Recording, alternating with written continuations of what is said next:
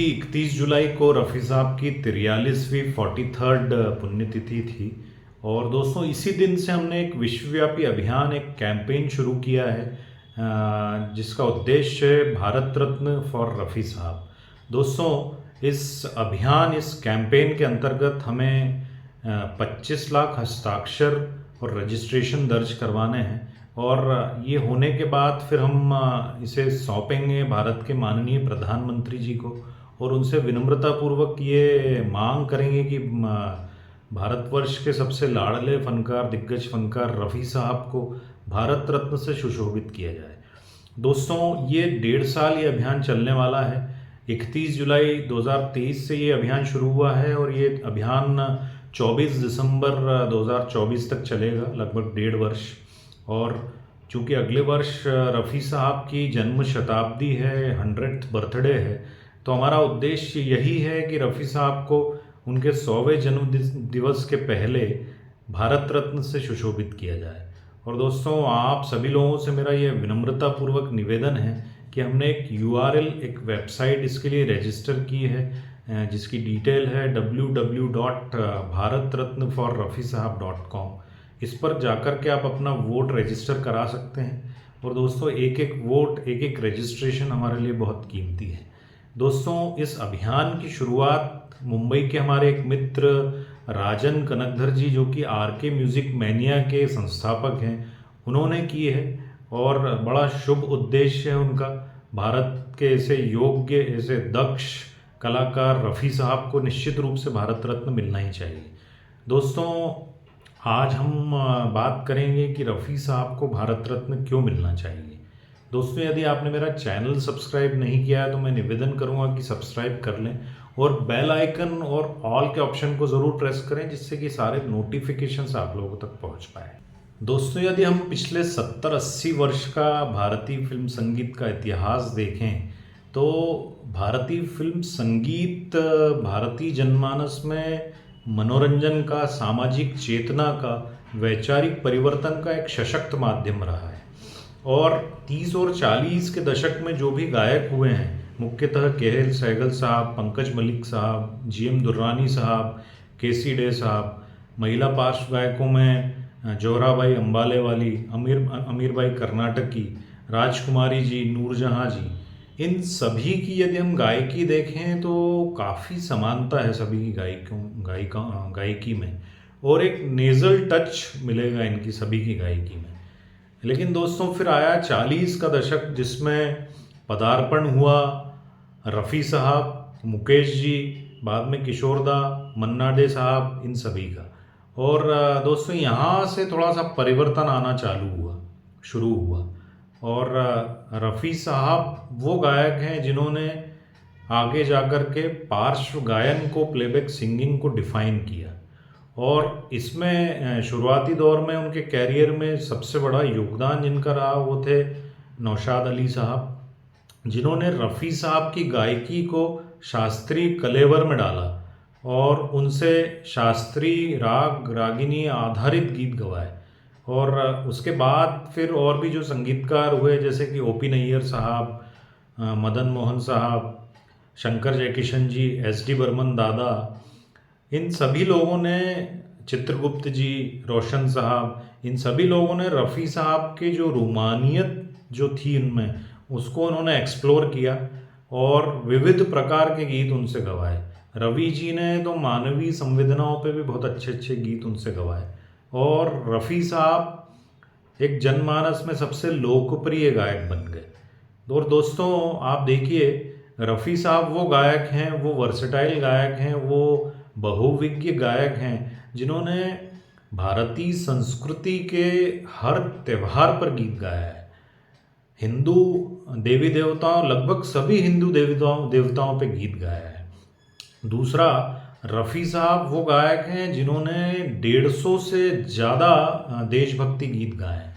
दोस्तों ये अपने आप में इतना बड़ा क्रेडेंशियल है कि मेरे ख्याल से रफ़ी साहब को भारत रत्न 60 के दशक में ही मिल जाना था।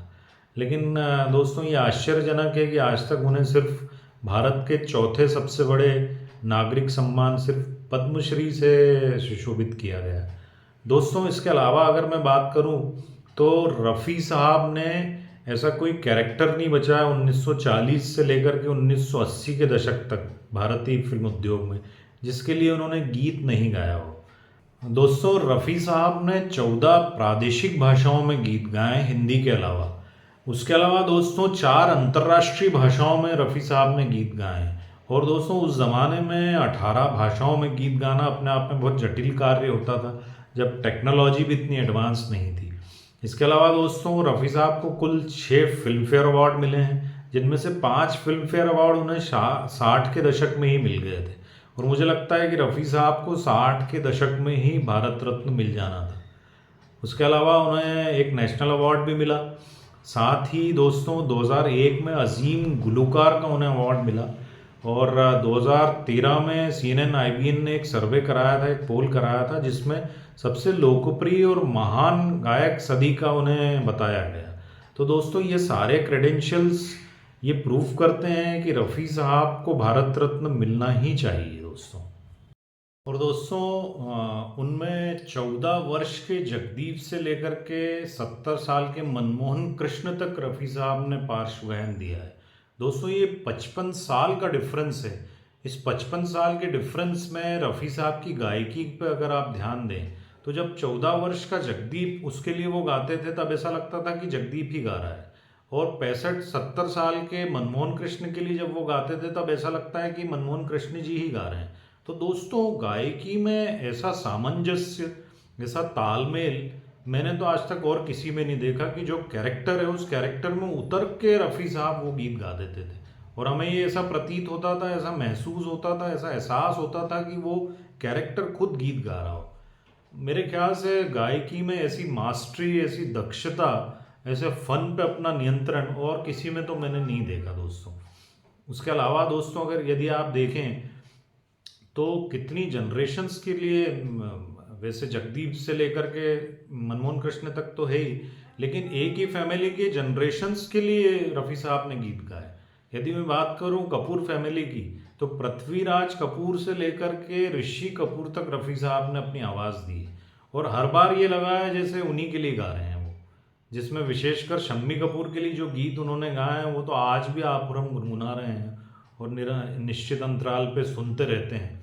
तो दोस्तों ऐसी जादुई प्रतिभा, ऐसी अकाट्य प्रतिभा, ऐसी अकाट्य क्षमता मैंने तो और किसी भी गायक में नहीं देखी दोस्तों। और आप ये देखें कि रफ़ी साहब को जब भी आप सुनते हैं आपका एक इंसानी कद हमेशा बढ़ता है, आपके अंदर मानवीय संवेदना हमेशा आप में जागृत होती है।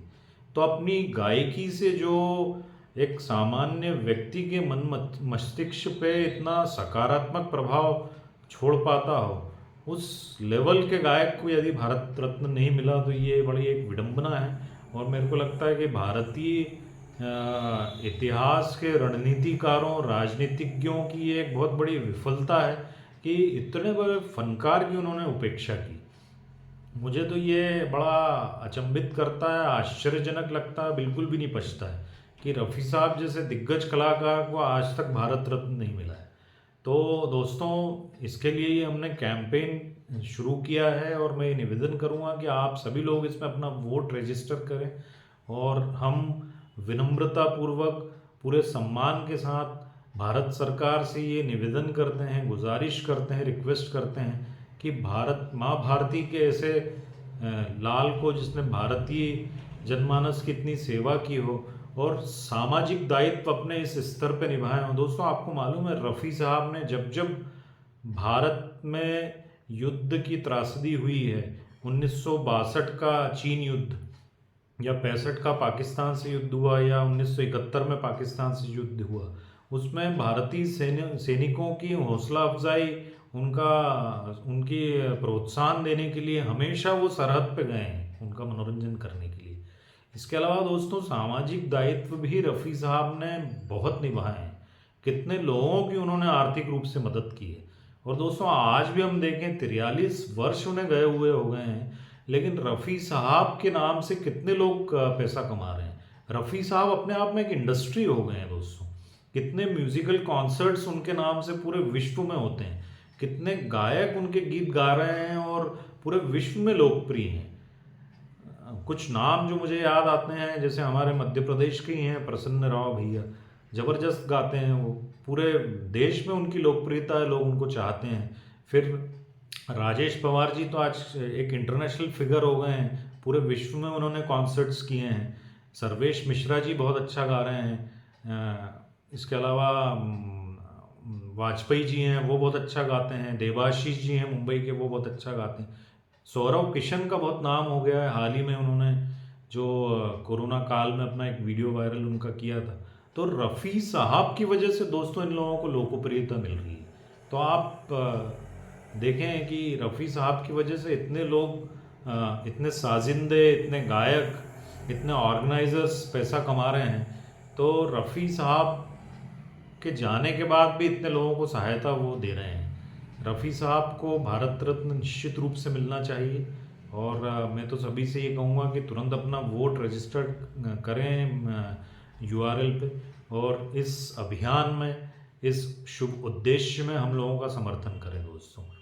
नमस्कार दोस्तों।